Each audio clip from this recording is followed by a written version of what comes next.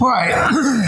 In the divided kingdom, of course, we're looking at a time when you have the northern kingdom, the southern kingdom, the northern kingdom with the 10 tribes, the southern kingdom really with the 2, and how that there were in the northern kingdom always kings who were entrapped in sin, some worse than others, and eventually God brought that kingdom to an end with the Assyrian captivity.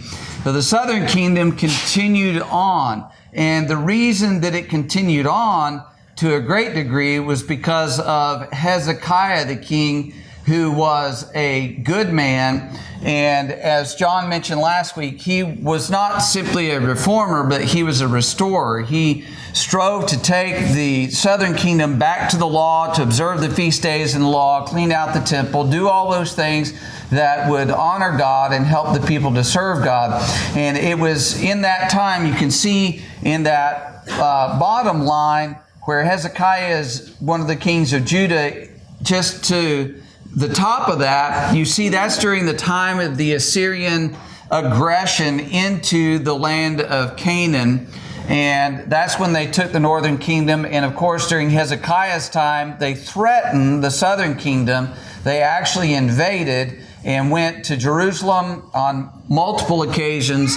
But God helped the southern kingdom to a great degree because of Hezekiah and his righteousness and the restoration that he had enacted in that southern kingdom. So they were spared the same fate as that northern kingdom. But after Hezekiah, you get to his son Manasseh, which was a completely different story. Let's look at 2 Kings 21, and let's read verses 1 through 9 here, 1 through 9. Go ahead, Ron. Manasseh was 12 years old when he became king and reigned 55 years in Jerusalem. His mother's name was Hezekiah, and he did evil in the sight of the Lord, according to the abominations of the nations, whom the Lord had cast out before the children of Israel. For he rebuilt the high places which Hezekiah his father had destroyed, and he raised up altars for Baal and made a wooden image, as Ahab, king of Israel, had done. And he worshipped all the hosts of the heaven and served them. He also built altars in the house of the Lord, of which the Lord had said, in Jerusalem I will put my name. And he built altars for all the hosts of heaven in the 2 courts of the house of the Lord. And he also made his sons pass through the fire, practiced soothsaying, used witchcraft, consulted spiritualists and mediums. He did much evil in the sight of the Lord to provoke him to anger. He even set a carved image of Asherah that he had made in the house of which the Lord had said to David and to Solomon his son, in this house and in Jerusalem, which I have chosen out of all of the tribes of Israel, I will put my name forever. And I will not make the feet of Israel wander any more from the land which I gave their fathers, only if they are careful to do according to all that I have commanded them, and according to all the law that my servant Moses commanded them. But they paid no attention, and Manasseh seduced them to do evil, to do more evil than the nations whom the Lord had destroyed before the children of Israel. All right. So as it's describing Manasseh there, it basically says everything his father Hezekiah had worked to do, he undid.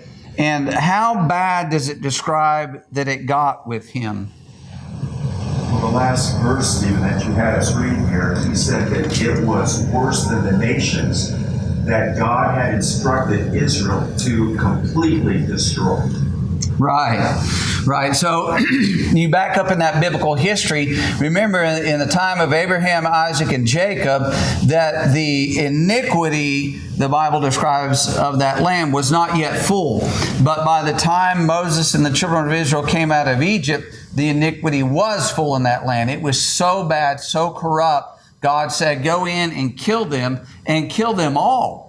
It was all inhabitants of the land they were to slaughter and destroy and get rid of all that idolatry. But now they not only got to that point, but even worse. And who does he compare Manasseh to? Back up in verse 3. Ahab. So anytime anybody is ever compared to Ahab, that's bad. This is an extremely wicked man. And therefore, let's look at verses 10 to 15 in 2 Kings 21, 10 to 15, and see God's determination here. Who's got that? Carter, go ahead.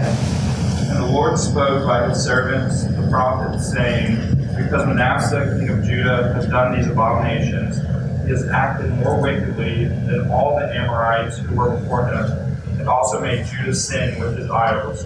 Therefore, thus says the Lord God of Israel, behold, I am bringing such calamity upon Jerusalem and Judah, that whoever hears of it, both his ears will be tingled.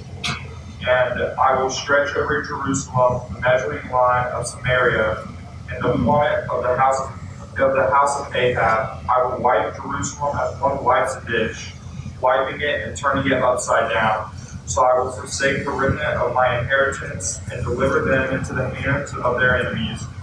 And they shall become victims of plunder to all their enemies, because they have done evil in my sight and have provoked me to anger since the day their fathers came out of Egypt to this day.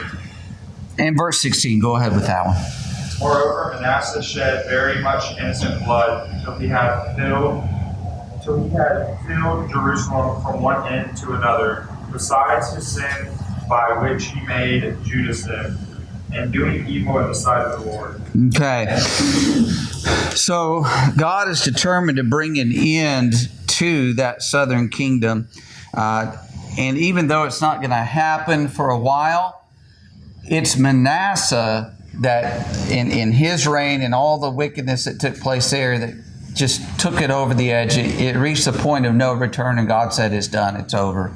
And it mentions here in verse 16, Manasseh shed very much innocent blood till he had filled Jerusalem. What do you think that has reference to? Potentially, possibly. The baby. Okay, part of it, I think, would be the babies, the child sacrifice that was made to these gods and the abominations. Anything else? And we have to learn this from history, but it's supposedly reliable history. It shows up in the book of Hebrews, chapter 11.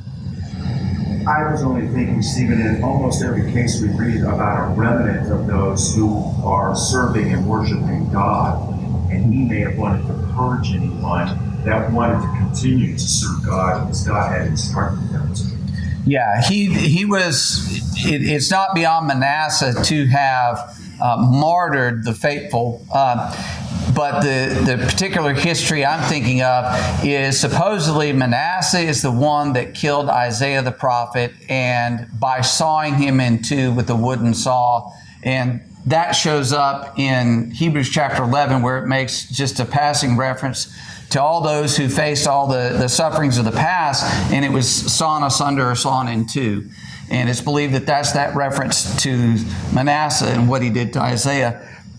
And so there was innocent blood that he spilled that God was just not going to pardon. He wasn't going to let that go, at least on a national sense. Now, anything interesting about Manasseh, having looked at all this, like he's the worst of the worst?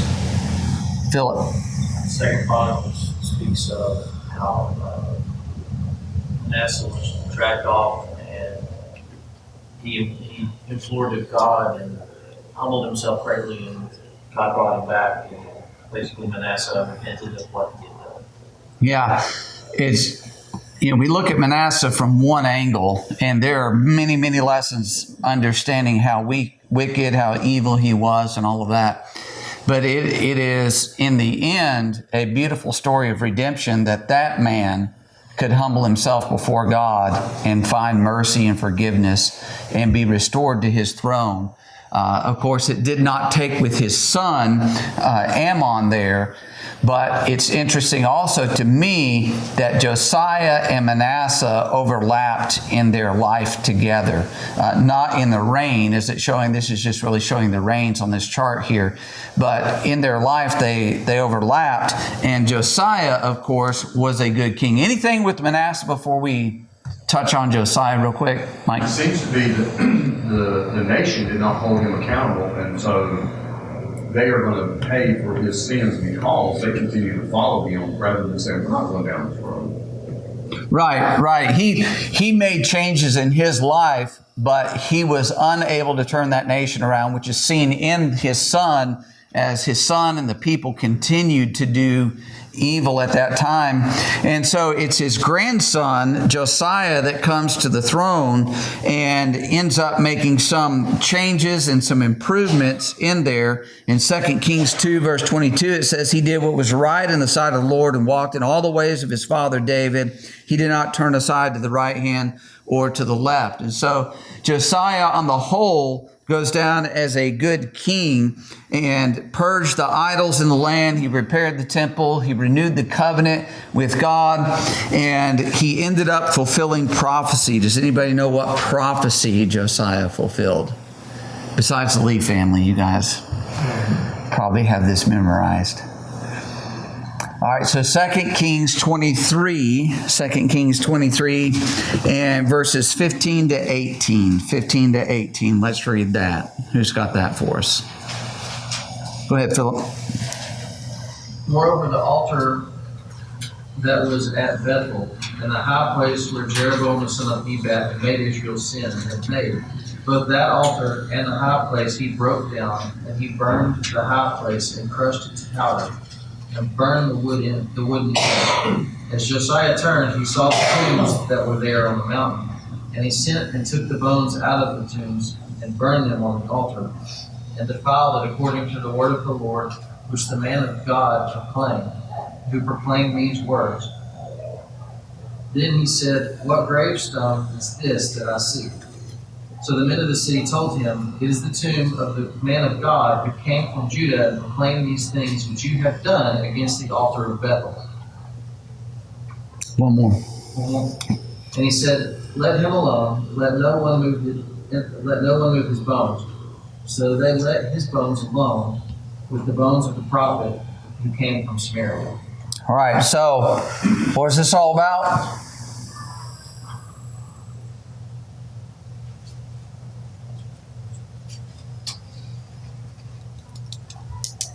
Who's it referenced there?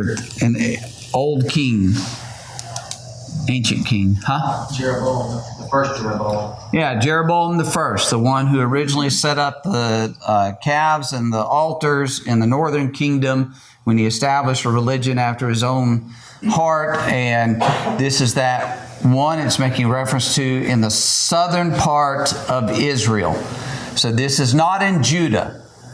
Josiah is the king over Judah.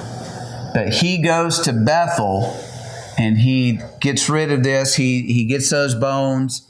He burns the bones and all of that. And so that's a fulfillment of what the man of God, that prophet from Judah, came up and prophesied against Jeroboam. That's when Jeroboam's hand became stiff and he couldn't pull it back. He begged for forgiveness and he was able to use it again. But anyways, so all these many years later, it's showing us, in part, the extent to which Josiah is doing to clean things up, to get people to turn their hearts and minds to Jehovah God. And then in verses 21 to 25 of the same chapter, it makes mention of the fact that they observed the Passover as well. So he's restoring those feast days. He's working and changing that culture. If you can get them as a people to observe something like that, a big feast like that, that helps the culture overall.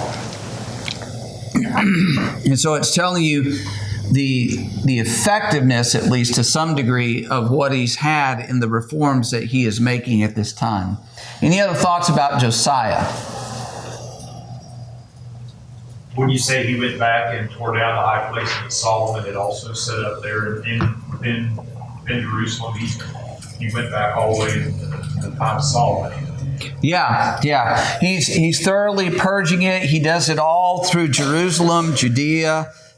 Basically, his kingdom. He's going up and getting that Bethel. So he's cleaned up things in the land to honor God, and goes down as a righteous king overall. John. And we can see his heart that he doesn't say, well, at least it's going to be peaceful in my time. He goes out and has the people reestablish the covenant with God, and even though he knows it's going to be peaceful, but that's it, he still tries to get everybody to toe the line and be faithful to God. And that's kind of a difference that we see from past kings that had turned towards God. Yes, what you see in him is a true leader. He's going against many decades of idolatry being practiced in that land. I mean, you go back to, of course, his grandfather his great-grandfather rather, was a good man, Hezekiah. But then Manasseh reigned for a very long time in the land, and then Amnon for a while. Then Josiah comes to the throne as a very young king, but he handles things properly and rightly to turn the people back. And it was not necessarily something you can imagine that was readily received or well received among the people. He had to be a force of nature, if you will, to make these changes. All right, looking at now the fall of Judah, you have a succession of men who are there ruling and reigning: Jehoiakim, Jehoiakim, and Zedekiah. And it's during their time in 2 Kings chapter 24, chapter 25, that Babylon comes to the fore and overtakes the southern kingdom in 3 waves of captivity. And we'll just read a little bit of that first one there. 2 Kings 24, verses 1 through 4. Who's got that? 2 Kings. Go ahead, Jim. Now these are the divisions of the sons of Aaron. 2 Kings 24, 1 through 4.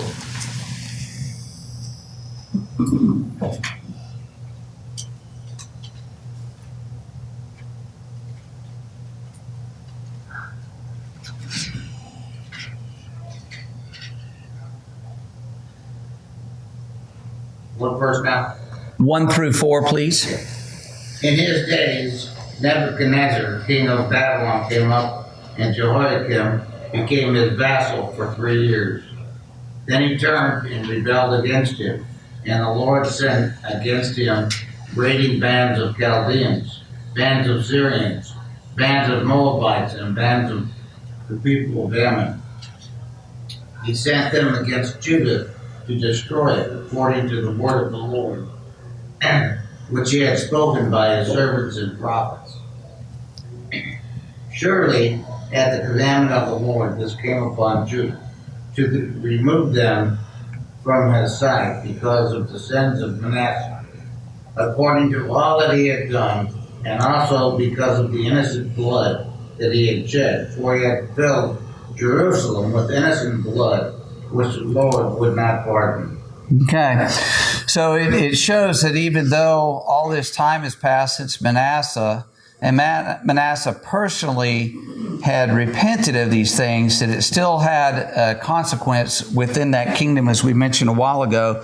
So this is Nebuchadnezzar coming in this first wave. Does anybody remember approximately the time of that first wave of captivity?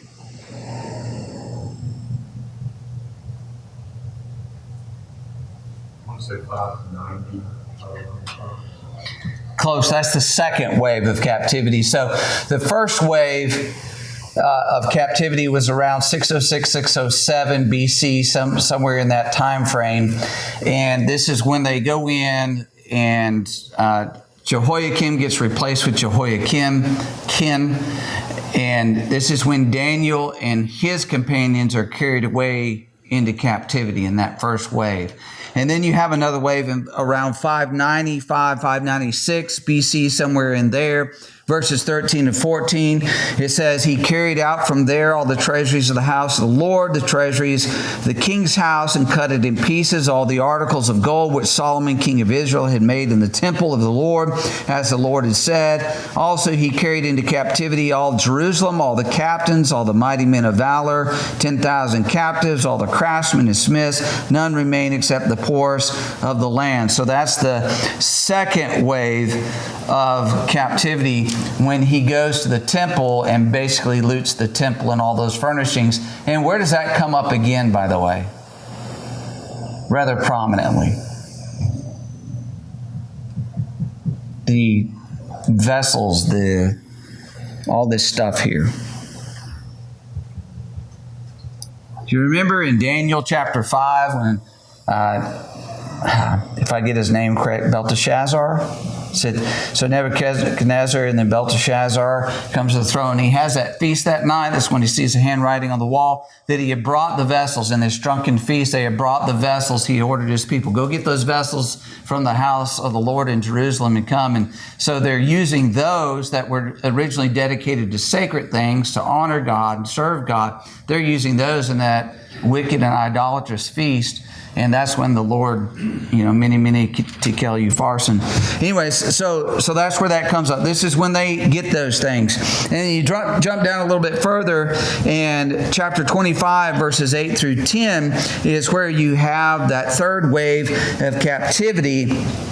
And it tells us there what he does. So let's just verses 9 and 10. 9 and 10. Who'll get 2 Kings 25, 9 and 10. Go ahead, Charles. He brought the house of the Lord and the king's house, all the houses of Jerusalem, that is, all the houses of the great, he burned with fire, and all the army of the Chaldeans who were with the captain of the guard broke down the walls of Jerusalem all around. Okay, so where does this come back up in the biblical text? This idea of the house of the Lord and the walls and everything being destroyed. Could you ask that question again, Stephen? So here, basically the city of Jerusalem, the walls are destroyed.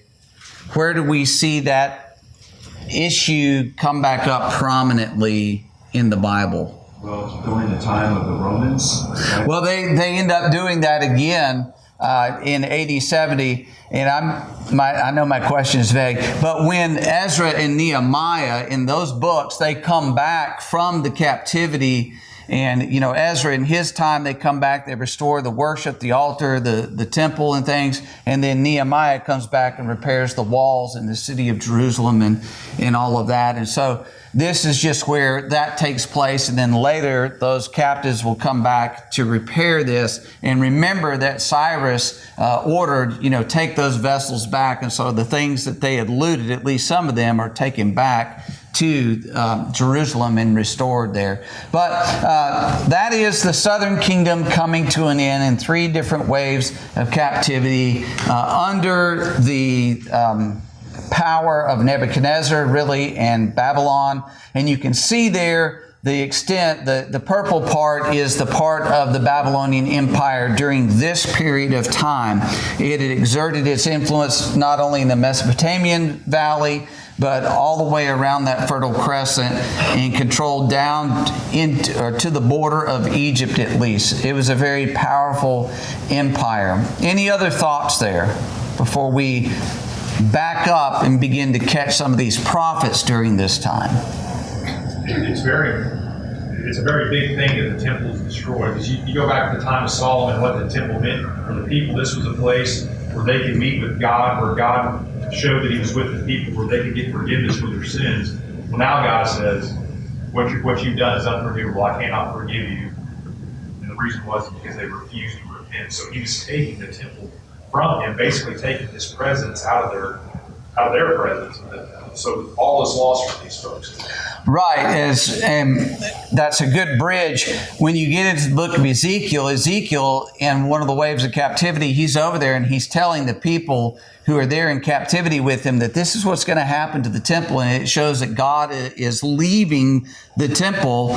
To John's point, he's leaving his people. That temple's going to be torn down. The people in captivity couldn't believe that that was going to actually take place, but it did, because God would not have anything to do with them because of that wickedness. All right, so we get to this idea about the prophets during this time period. And let me ask you, what prophets were sent during the United Kingdom?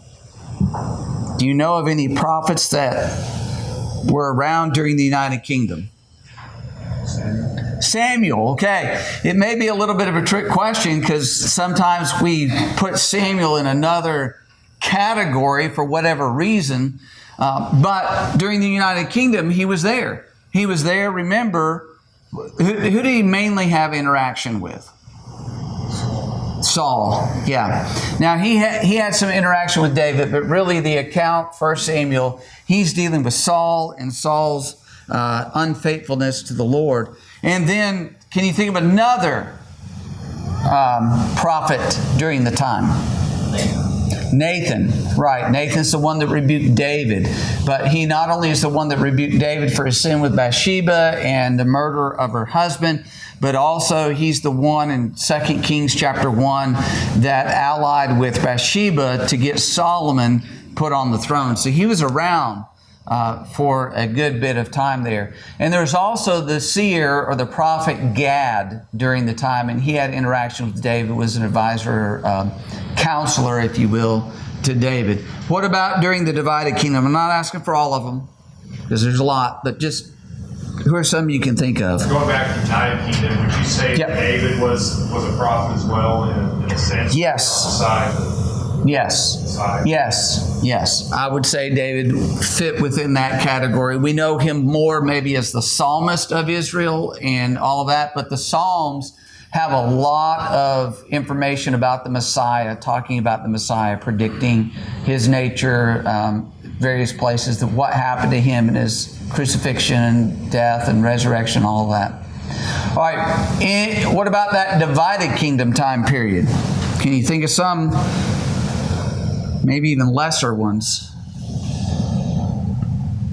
There's a fellow by the name of Micaiah. We don't have time to go into it, but Ahab and Micaiah had interaction. Ahab said, he hates me. He's that guy. The man of God that we talked about a while ago that went from Judah to rebuke the altar and Jeroboam at Bethel. Would you put Ahijah in the United Kingdom or the divided kingdom, since he's technically the one that pulled Jeroboam? They're going to get these 10. Yeah, I put him in the divided kingdom because he was still around, I think, during that time. Shemaiah is another man. He's a lesser known. The major and the minor prophets. Now, here's the thing about it. During the United Kingdom, if you just step back and look at it, there's very little mention of prophets. They're there, but they're not as prominent as when you get into the divided kingdom. And that's because there's relative stability and faithfulness during the United Kingdom. Even though Saul was not a good king personally, not a good man individually, they still worshiped Jehovah at that time.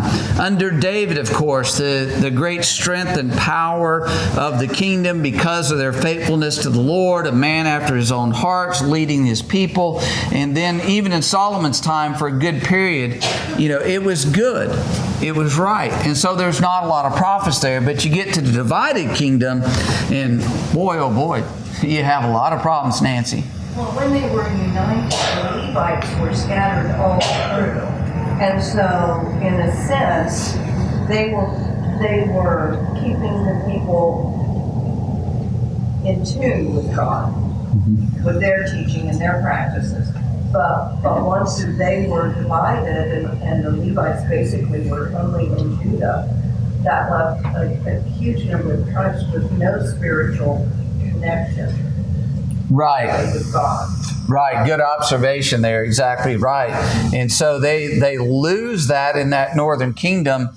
And it is true that most of these prophets are dealing with northern kingdom issues here.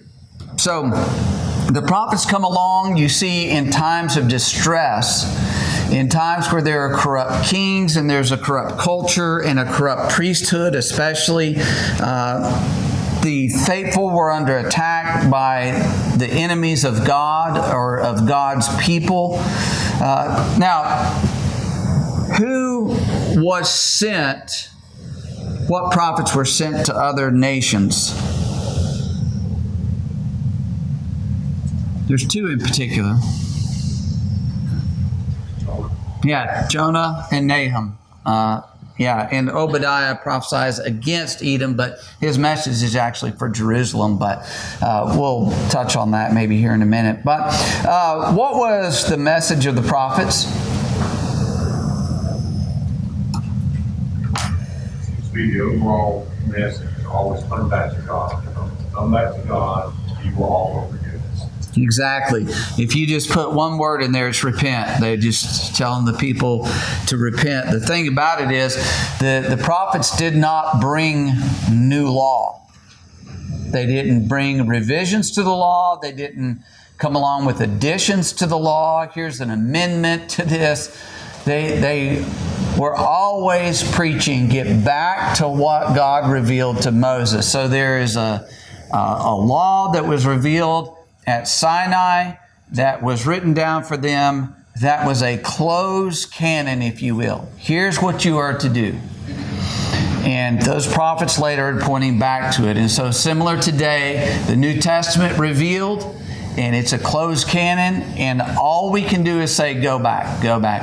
The so-called prophets today, people who claim to be inspired today and have messages from God, so very often the message they have contradicts what's actually written in the Word of God.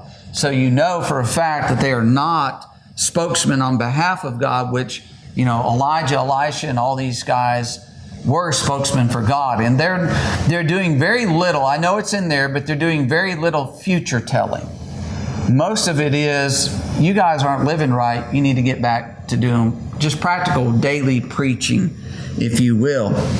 So, prophets here. This is a chart of the prophets, that timeline going across. We've got the major prophets kind of highlighted there or designated there. You've got the major prophets and who? If you got major, you got what? You got minor. All right, so the minor prophets, what's the difference between the major and the minor prophets? Mike? Length of the books. Yeah, really the length of the books. And you can readily see that. Even though some of the minor prophets have 12 or 13 chapters, there's still, when you go and look at the material, the major ones are really heavier, weightier, more bulky material in there. Jeremiah, Ezekiel, Daniel, Isaiah, they all have pretty hefty books in there. Lots of writings in that. All right. Any other thoughts before we press on with a couple more thoughts? So you've got the prophets going about preaching and teaching. You have, if you see here, from Elijah, who showed up at what time? Whose reign? In Ahab's reign. And then you come down to some of these that are in the captivity or post-captivity period. You have them crunched up in a timeline, if you will, over this period of time among the people. And you see these clusters of prophets, it seems like, show up to help the people with their troubles. So question number 4, I think that's on page 43 in your workbook. Amos compared evil Israel to what? If you've got that answer in your book. Overripe fruit. So what is overripe fruit like? What's that? Rotten, yeah. Have y'all ever gone to your fridge and there's some fruit that you forgot was in there, didn't realize, and it's got all the moldy stuff growing on it? They're rotten fruit. It's gross. It's disgusting. So overripe fruit. Question 5. Which prophet to Judah prophesied about events that Peter said were fulfilled on the day of Pentecost? I think I heard it, but Joel. Okay, Joel. So Joel should be one that stands out to us. Isaiah 2, Joel 2, Daniel 2, Acts 2, they all tie together. All right, question 11. This prophet is often referred to as the weeping prophet. Yeah, Jeremiah, the weeping prophet. So Jeremiah, and then of course he wrote Lamentations as well. Question 17. Upon their return from captivity, this prophet tried to encourage God's people to finish the temple. Zechariah. Okay, Zechariah. Very good. All right, so we're going to back up with the book and look a little bit at Elijah the prophet. When you think of Elijah, what do you think of? Mount Carmel? Anything else? Okay. Mount Carmel, Mount of Transfiguration, I think jumps out.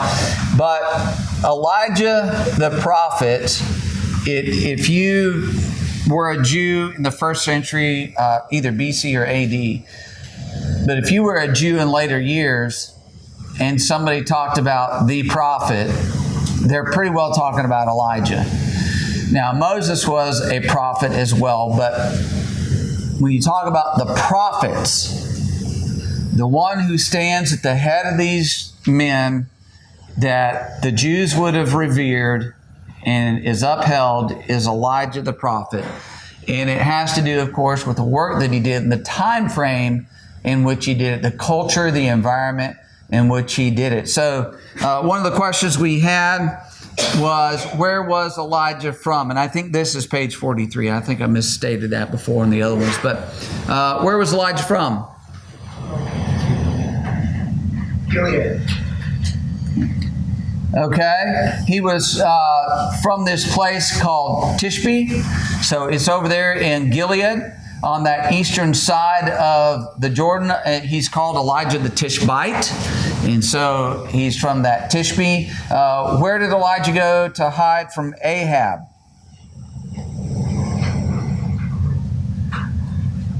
What's that? He goes out to the brook Cherith, right? So you see where Tishbe is. So this is a familiar area to him. He's sent over there. He's fed by the ravens. We're going to back up a little bit in this story before, but I just want to notice the breadth of the geography here. So where did a widow provide for Elijah? So when the brook dried up in the drought, and the Lord tells him, go to this widow, where does he go? Zarephath. So Tishbe is down to the southeast. Zarephath is way up there in Phoenicia to the northwest. So he went a pretty good distance away. And then, of course, Mount Carmel is the place, as Nancy mentioned, that is most readily identified with him. So let's touch on this back in 1 Kings chapter 17. 1 Kings chapter 17, remember it says that he is sent to go and to confront Ahab, and he tells him that as the Lord lives, and before whom I stand, there shall be no dew or rain these years except at my word. And so that great drought came upon the land at that time, and that's when he has to run, and he goes into hiding essentially for the period, the duration of that drought. The Lord provides for him, and then he comes out of that hiding and confronts Ahab in 1 Kings chapter 18. And let's read 1 Kings 18 verses 17 to 19. Who will read that for us? 1 Kings 18, 17 to 19. Go ahead, Philip. Then it happened when Ahab saw Elijah, that Ahab said to him, "Was that you, O troubler of Israel?" And he answered, "I have not troubled Israel, but you and your father's house have, and that you have forsaken the commandments of the Lord, and have followed the Baals. Now therefore send together all Israel to me on Mount Carmel, the 450 prophets of Baal, and the 400 prophets of Asherah, to eat at Jezebel's table." Okay. So, one of the things we learn in this account prior to that is when he goes and it's Obadiah, Ahab's servant that he talks to, says, go get your master, tell him I want to talk to him. Obadiah is worried about that. Why? Afraid when he comes there, life is going to be gone. Yeah, and what does Obadiah explain to Elijah to say, I'm a good guy. Don't do this to me. Remember, he said he had hid and fed prophets of the Lord, 50 to a cave. And so he had been looking out. So this Obadiah is evidently a good guy, and he'd been looking out for them. And so he's a good man. There were still people who were devoted to the Lord. And when he goes and he confronts Ahab, the thing I want us to understand is he's doing this at a time where he is the number one enemy of the state. Obadiah explains, Ahab's been looking for you everywhere. He's crossed everywhere. He's even gone to foreign lands to find out if you're there because he wants you. He wants to do away with you. And so when Elijah goes to confront Ahab and these subsequent events, understand he's doing it with understanding there's a potential for his life to be taken. He was in hiding not because he was a coward. He was in hiding because the Lord told him, you go here, and then you go to the widow at Zarephath. You go out to the brook, and I'm going to take care of you. The ravens will bring you food. And you go to the widow up at Zarephath, and you'll be provided for up there. And now you go and confront Ahab. He's doing the bidding of the Lord. The Lord wanted him spared because he had a work to do. So it's not out of cowardice that he's been in hiding. When he comes to confront Ahab, there's essentially a warrant out for him. So he goes and he confronts him, and somebody give us the short version of what happens here at Mount Carmel. Who's got it? Who's he facing? What are they doing? He's facing 450 prophets of Baal. And this is on, God was worshipped in the temple. Baal was worshipped in the high places on the mountaintops. So he takes it to them in their home turf, and challenges them and ridicules them, and basically shows them up in front of the whole nation. Yeah, exactly right. So this is a picture of kind of what it's like up on Carmel, looking out into the valley. It's a plush area. That's the valley of Jezreel there, which is nearby. Remember, after all this takes place, he goes down to Jezreel, and Ahab's in the chariot behind him. But they have this great contest up there, and it shows that Baal is nothing, and that Jehovah is the true God. Ron? I was just going to comment to that point, Steve, too. He ridicules them, he denigrates them. You can't think of anything further that he couldn't have done to, like we would say, put this in their face. Yes, exactly right. And he does that, as John said, with an audience of people there who are witnessing this to see very clearly Baal has no power at all. These are false prophets. These guys are a joke. And the one true God is the only God that there is.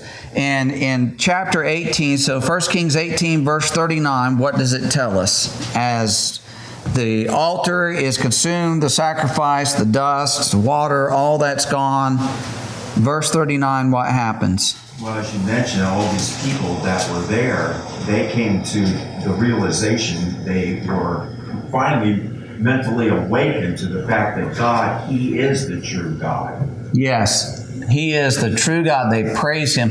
Now, that spirit and fervor does not take root. It is there for the moment, and there are some people who are excited about it, and they're overwhelmed by what happens. verse 40, that's where Elijah says, seize the prophets of Baal, do not let one of them escape. So they seized them, and Elijah brought them down to the brook Kishon and executed them there. So there's a statue on Carmel today that's dedicated to Elijah. They show him standing, on top of a false prophet with his sword up and, taking care of business there. So they do that. And where do they kill the prophets of Baal? At the brook Kishon. So Mount Carmel is kind of an elongated area there that juts out into the sea. The brook Kishon is just down to the east of that, really northeast of that. But it's down there, so they take them down there and they slaughter them in Kishon. Now, what happens in chapter 19?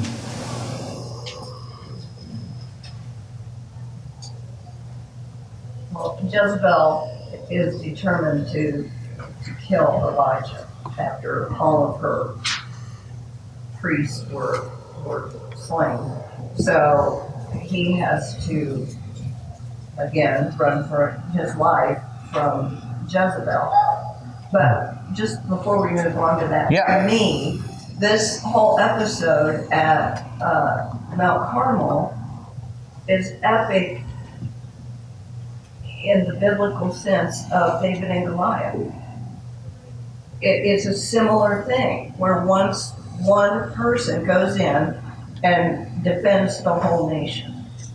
Yes. Because that was a huge thing for him to do.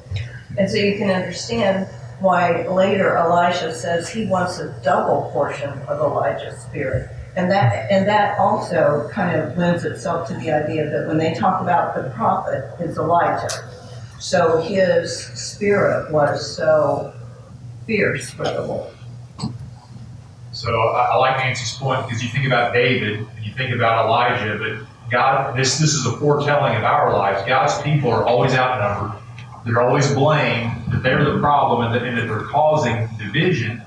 That's what David's brothers said. This is what the king told Elijah, that he was a troubler of the country. Well, that's God's people, that they always come out on top. And that's what we need to remember. We're outnumbered. We're blamed as being the divisive people, but stay faithful, and you're going to come out on top of God.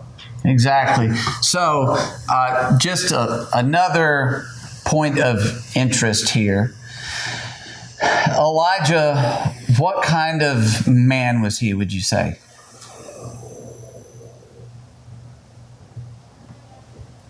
Be turned into James chapter 5 with me.